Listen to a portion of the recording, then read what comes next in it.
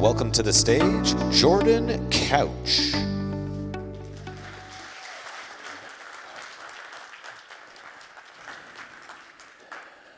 I can't tell you what your firm culture is, but in the next 25 minutes, I'm going to help you start identifying your firm culture, and I'm going to offer you some practical guidance through stories on how all of you can leverage your firm culture to build a better, thriving law firm. That was for you, Jack.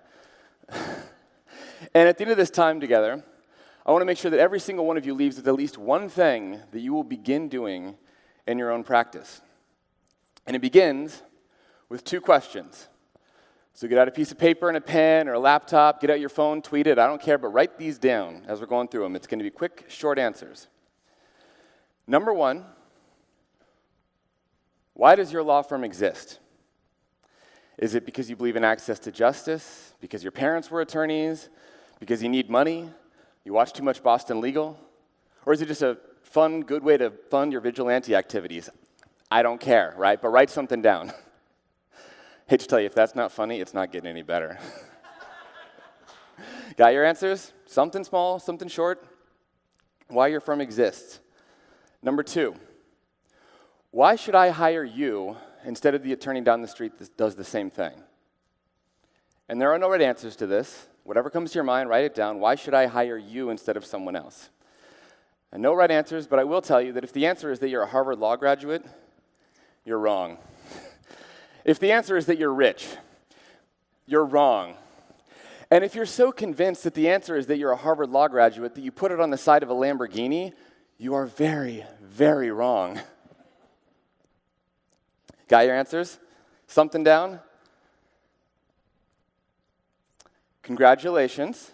You just started identifying your firm culture. It's that simple. That's the beginning of it, right?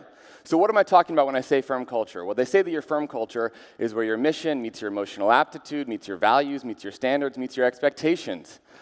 I'm going to simplify that for you a little bit today. Where your mission and your values of your firm meet, that is your culture.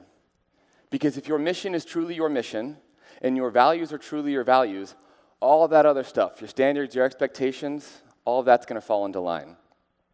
So what does that mean? Your mission is your purpose. It is your goal. It is the reason that your law firm exists. Question number one. Your values are how you're going to achieve that mission. Not, I'm going to do legal work, but it's the unique perspective you're going to bring to this mission to solve this. It's what matters to you. And I can see some of you are like, wait, it's a little more complex than that. We're doing the simple version today, guys, all right? And now you might be wondering, well, why is this important? So I pulled up a little data from Washington State.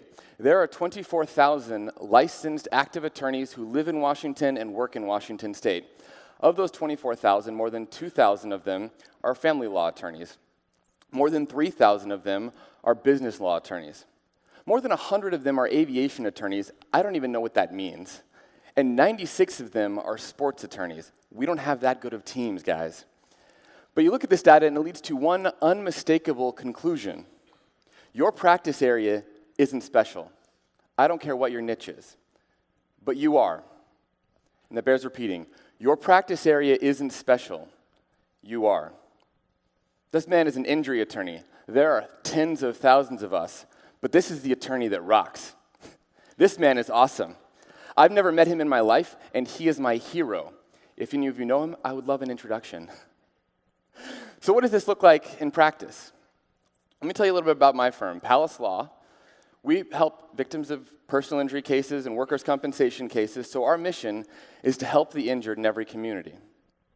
And our values, the way that we go about that, are to live well, to do what we love, to do the right thing, to be team players, to be relentless, persistent, and self-motivated, innovative, creative, and adaptable, to be trustworthy, and to be our real, diverse, unique, authentic people. And I'm going to talk a little bit more about these as we go through, give you some examples. You will be quizzed at the end. There are 8. Don't forget any of them. But just to give you a short example at the beginning, when we decided to make these graphics, one of my coworkers loved art. So when we decided we needed someone to make these graphics, what did we do? We asked Larissa to do it because she loves it. And we want to make sure that when we have opportunities to give people work they love, we do that. So how do you do this?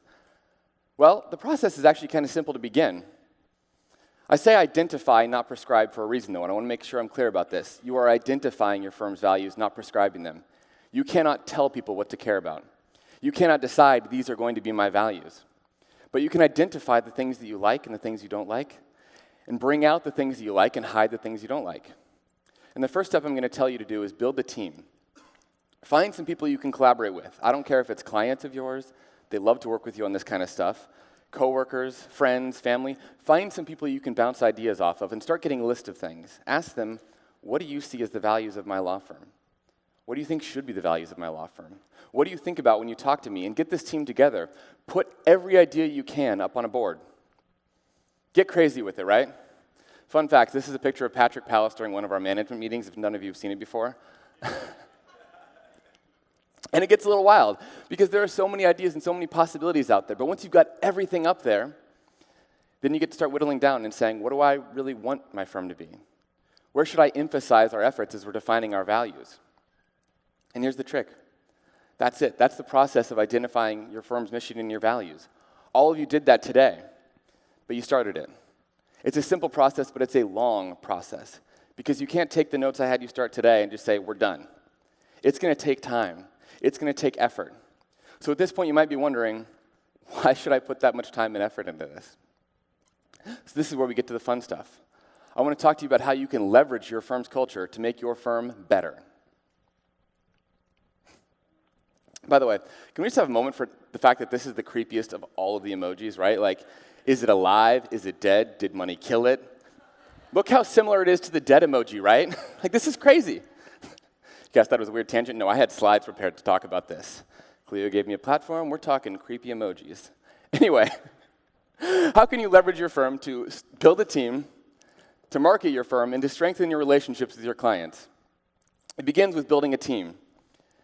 When you advertise for a new position in your team, I'm going to take a wild guess that all of you put out there the qualifications you want, your location, and maybe some tips about possible salaries. How many of you are putting out there instead, hey, these are the values of our firm, this is our mission, and we want someone who comes into our firm looking to pursue that mission with these values? And why not? Because I can tell you, you can train people on all their qualifications. You can't train someone to care about the things that you care about. You can't train someone to believe in your mission. So advertise. When someone comes into our office, they see our core values posted up all over the walls. In the room where we interview them, there's a big poster that has all of our core values listed up against them.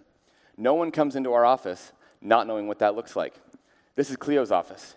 You can't walk into their building in Vancouver without knowing exactly what their values are. And yeah, I stole their idea. This is where I get my good ideas, guys. One of our core values at Palace Law is living well, because we believe in a work-life fit, where your family life and your work life shouldn't have to be separate. So there are kids running around our office all the time, making slime out on the back patio, putting some chemistry together, right? And we don't want people to come into our office who don't enjoy that environment. And so when you come into our office, you get to meet some of the kids, you get to meet the families, you get to meet the people around our office, so that you know if this is the kind of environment you want to work in. Because you don't want to be at Palace Law if kids playing outside is going to be a problem for you. There's a playground out back of our place from a school. It doesn't work for you. Everyone who comes into our office has a separate interview entirely about culture. Part of my job as the cultural ambassador of Palace Law is that I have a separate interview with everyone who comes into our team. And I don't ask about qualifications. That's not what we're there for. Oh, you went to Indiana University? Cool, I don't give a shit. Sorry, Dean Parrish, you know I love you. But I come in there, and when I open up the interview, I say, we're here for two reasons. One, I want to get to know you a little better. And two, I want you to learn everything you can about this office so you can decide if you want to work with us. This is your opportunity right now, because you don't want to leave the good job you have and come to work for us and regret it in 6 weeks. You don't want to come to here and hate your life every month until you finally decide you have to quit. So this is your opportunity. And we talk about culture. And I open up with a simple question. I always say, so look at our core values on the wall there. Which of these is most important to you and why? Easy, fun questions. We get it all started. And then I get mean. Take a look at these values and tell me which of these is least important to you and why. And I always preface it with, I have an answer. I'm going to give you my answer to make it a little softer for them. And there are no right answers. But I will tell you, two of our values are being trustworthy and to be our real authentic selves. So if you come into that meeting and you say, I can't possibly pick one of these values. They're all too important. Really? Really, you can't? That's the point in time where I say, in the immortal words of Ariana Grande, thank you, next. I asked them, what do you want this job to be? Because one of our values is do what you love. And I don't care the answer, but I want to hear them. I want them to think about this. And then I asked them, what do you need from Palace Law to get you there? Because we want relentless, persistent, self-motivated people. And there are no right answers. But I want to know how I can help you achieve your dreams when you come to my team. So build your team. And then incentivize. It's one thing to hire people who share your values, but you need to incentivize those values along the way. Every month, we pick people who exhibit our core values, and we nominate people, and we share stories about, one of our values, team player, and we say, okay, let's hear about people being a team player. And we go through this entire process, and we nominate people, and then at the end of the month, we gather the entire team of 25 people together in one room, and we talk about the stories that we've heard about being team players that month. And then we pick a winner, and we award them in front of everyone, and we put it up all over our social media. We incentivize people being part of this team, incentivize people thinking about our core values. And then, when you come up for your reviews, we have an entire part of our reviews where we talk about the core values. Because at the end of the day, if you say these are my core values, but annual reviews come around and you talk only about billable hours and money into the firm, money is your core value. So we talk about your core values and you say, okay, what were you strong on this year, and how can we help you teach other people to encourage that? Which values do you need to improve on a little bring out we help you bring out this value in yourself? And communication. This is the hardest part of my job as cultural ambassador at Palace Law, because for core values to really thrive in a firm, you have to be engaging on them on a daily basis. So I have to encourage everyone who comes into my office to communicate about our core values regularly. If you have an idea you come to me with, I will tell you put it in terms of core values. If you say, and I mean everything, if you say, hey, I need a new keyboard, I'm going to say, cool. So what you're telling me is your old keyboard is making you not love what you're doing on a daily basis, and you need a new keyboard so you can do what you love. Great, done. If you come to me with a new idea about something that can save some time for the paralegals and attorneys, but it's a little bit of a burden for your clients, I'm going to say, okay, are we doing the right thing? Or should we be a little more innovative and creative and adaptable and find a better solution to this problem you're facing? I created Slack emojis about every single one of our core values, so when we talk on Slack every day to each other, we can make little emojis. It's silly, it's dumb, it's fun, but people use them. It gets them thinking about our core values on a daily basis. Marketing. Marketing your core values is about marketing you. The thing you have to do is just shout your culture to everyone who will hear it. Yesterday, Jack talked about how 42% of people will hire the first attorney they call if they like them. My goal is to make sure that every single person who calls my office already likes me before I pick up the phone. I don't want someone to call me because they said, oh, you were injured and I saw your ad on your billboard on the side of the road. I want them to call me because they say, I need an attorney who is relentless, persistent, and self-motivated, and I know that's you. So we post about our core values on our firm Facebook feeds, all of our social media. We do radio ads about it. We talk to everyone who will listen about our core values because we want them to know this is who we are and this is why you should come to us. Shout your culture. This is a post we did about Steve Pyle when he won the Trustworthy Award in the office. And I show you this not to show you Steve, he's wonderful, he's great, but to show you what happens when you start marketing your firm culture. One of Steve's clients saw this post and he was so incredibly excited about it that he decided he needed to, on our public Facebook page, write a poem about how amazing Steve is. These people deceived with a smile until they met the likes of Steve Pyle. They shrieked with fear with what they saw, saying, we have to get out of here. He is from Palace Law. This is public. And this is the part where I tell you it can't get better than that, right? Except it does. This client posted this, and 2 other of Steve's clients saw this poem and thought, no, I can do better. And in 24 hours, we had a competition of 3 clients writing poems about how amazing Steve was on our public Facebook page, all for a 10-second post we threw up. That's shouting your culture. That's the kind of people you bring into you. It's about selling you, not selling legal help. How many of you think that you are better than most of the firms in your practice area in your neighborhood, right? Raise your hands. Come on, don't be shy. Yeah, shout yourself. Give yourself a little promotion, right? Fun facts. Statistically speaking, 50% of you are wrong. I know, you're Clio users, whatever. And even more fun facts, when they've done actual studies of this, those of you with their hands up are actually more likely to be wrong than those of you who didn't put your hands up. So market yourself, market who you are. This is one of the most popular things we've ever had on our Facebook page, And it was just my boss and I being dumb and catching fish and having a silly time when we probably should have been in the office. But our clients loved that. They didn't care that we weren't in court for them. They loved that we were out fishing because our core value is to live well and we have fun that way. If you have a lot of dogs in your office, start promoting your dogs. Talk about that, right? Put them up on your Facebook page. Or maybe create an entire Instagram account for a fake law firm called Palace Paw where you post about all the people on your team, like your interns and your pup illegals and your director of marketing and your hairy resources department.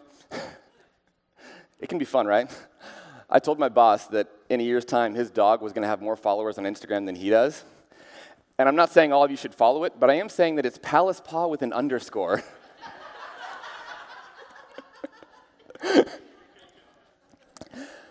So how do we get to this next point of strengthening relationships? It begins in the beginning. When someone comes into your office and meet with you for an intake, your core values are your key to building a strong relationship with those clients. Building the kind of clients that are going to write poems about how amazing you are. Everyone who comes into my office, they see, for an intake, they see all of our core values on the walls. And the room where we sit down and do our initial consultation has our core values up on the wall. And at the end of that conversation, I sit down and I take time and talk to them about what these core values are, and I make sure they understand them, and that that's my promise to them. And I empower my clients. When I sit down and talk to them, I tell all of them, this is my promise to you, these core values. And I want you to hold me accountable for them. Because one of the biggest complaints we have about clients have is that they don't know what's going on with their attorney. They feel like their attorney's not communicating with them. And the problem is they don't tell you because they don't feel like they can tell you. You're in the position of power. They don't want to talk about that stuff. They're afraid. So I empower all of my clients and I say, look, this is my promise to you. Your job is to hold me accountable to this. If you think I'm not doing the right thing, if you think I'm not being a team player, I need you to call me and tell me this. And I'll tell you a story that happened to me, actually. One of my clients came into my office, and we sat down, and we had this conversation about core values when I was first setting up the case with him. And as we were talking, he kept using this word. He kept talking about, being aggressive and wanting to fight these people.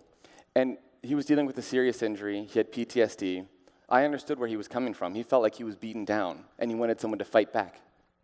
And I listened to him, and I asked my favorite question, tell me more about that, until he was all done. And when he was done, I said, so I want you to understand, you see these core values on the wall. Aggressive isn't one of them. Fighting isn't one of them. Yelling isn't something I do. I am relentless, I am persistent, I am self-motivated. But I'm not going to get mad at anyone because that's not who I am. That wouldn't be me being my real, unique, authentic self with you. So I can't do that. And if you want to have someone who is aggressive and who fights like that, I have names, and I can give them to you, and you can walk out the door today and you don't owe me a dime. But I'm not going to be that person ever. He decided to hire me. And about 2 months later, he called me up and he said, Jordan, I want to meet with you. And I said, great, come on in, we'll sit down and talk. And he came in and he sat down and we talked, and he said, so I feel like you just aren't fighting hard enough on this. I feel like, why aren't we yelling at these people? They've done horrible things. And I said, tell me more about that.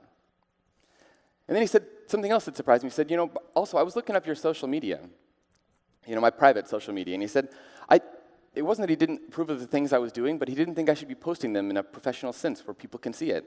And I said, tell me more about that, until he was all done talking. And I said, look, I appreciate you telling me all this, and I'm really glad you came to me. But I'm going to tell you right now, I'm not aggressive, and I'm not going to be. When we sat down in the beginning, I told you, this is who I am. I am relentless, persistent, and self-motivated. Do you feel like I'm not being persistent enough? Well, no. Okay. And I said, as for the social media, I really appreciate that feedback. And I said, but I told you in the beginning, I'm going to be my real, unique, authentic self. I don't want you to only see the professional me. I want you to know me because you're trusting me with your life. And that's what I do. And he said, okay. And we had a conversation about it. And 2 years later, he's still working with me, still loves me. He's written lots of great reviews about me online now because we started this contract in the beginning about who I am and what I was bringing to the table, and he made the decision to hire me. And he was empowered to come to me instead of just being mad and talk to me about these things. And we get along because of it. I'll tell you another story. I had a client. I can't use his name. We'll call him Tony Stark. It's my story. I get to tell it how I want, and that guy got injured a lot. So Tony comes into my office one day, and I'm interested in the case, and I find out that he has fired 2 previous attorneys on this case already. Red flag number 1. And so after we go through the intake, I talked to him and I said, so I'm asking this not because I want to find a reason to say no to you, but I want to make sure you don't have to fire a third attorney in a month.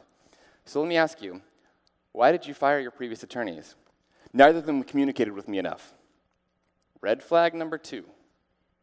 And I said, tell me more about that. And he talked, and he said, well, I felt like I didn't know what was going on in my case. And they didn't, call me and update me on things. And I said, okay. And he said, whenever I called their office, I felt like I couldn't get a hold of an attorney. And I said, tell me more about that, until he was done talking. And I said, look, Tony, we're on first name basis now. On my core values here, you don't see communicative. But I'm going to be my real self with you, and I'm going to talk to you about what that means. Here's the deal. I'm probably never going to answer the phone when you call me. Because if I'm working on something for you and someone else calls me, you don't want me to interrupt what I'm doing for you and take that call. But if you leave me a message, I will call you back that same day or within 24 hours, assuming I'm not out fishing. And I said, and here's the other deal. If you ever have an emergency, you call my front desk, they will either find me or they will find someone who can help you. But I'm also not going to call you and update you on your case. But I'm going to be trustworthy with you. Every single document that comes into our office for you is going to be shared with you automatically. You're going to see it before I do most days. And I'll share everything. And if you have a question, you can talk to me. And I will call you back. But I'm not going to call you and update you regularly. It's not who I do. I wouldn't be being my authentic self now if I told you I'd do that. And we had a conversation about it. And it took a little while, because I had all these red flags in my head about, do I really want to work with this guy? But I was open with him. I talked to him. I told him what I was going to do. And he decided to work with me. And outside of a fishing trip with him that was pretty fun, there are 175,000 reasons he and I are really glad we worked together. And I say that as a little inspiration, right? Because now we get to the fun part. When this talk is over, we got a little break. So here's my ask of all of you. I want you to take something you got from today. Raise your hand if you all think you learned one thing today you can probably use yourselves, all right? Like, show your hands. Fun fact, this is a con artist trick. If I do it in publicly like this, a couple people put up their hand, everyone puts up their hands. But either way, hopefully all of you got something. So set a deadline for yourself. Pick a month, pick a week, pick 6 months, and then identify some people you'd like to work with on something around your firm's culture. Some clients, some coworkers, some friends, some family. Pick some people you want to work with. And then pick just one, because there are going to be so many ideas you're coming out of this conference. So pick one new thing on your firm culture that you're going to do. Set your deadline to your work. And when the time comes up, if you really want to, tweet it at me and tell me how it worked out, right? Looking forward to it. Thank you all for having me. It's been an honor to be up here.